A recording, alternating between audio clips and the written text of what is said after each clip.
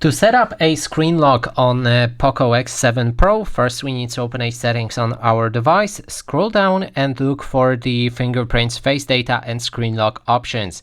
Enter them, and right after that you will have three options. Before you can use face unlock and fingerprint unlock, you will need to set up a screen lock.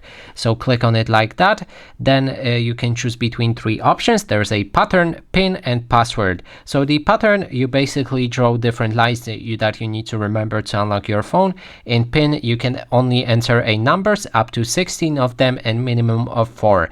And for the password, you need to enter 4 or more letters or numbers to unlock device. So for the password, you can use multiple symbols, where in pin you can only use numbers. And I'm gonna go with the pattern right there. Now we just need to enter a password or a pattern and click on confirm. You will need to repeat it 2 times. After that, it will ask you to add fingerprint. In this case, I'm just going to cancel it for now. So we're back at fingerprints, face data and screen lock. Right here, you can additionally also add a fingerprint and even multiple of them to unlock your phone. And also we can perform face unlock setup to unlock our device with the face in front of the camera.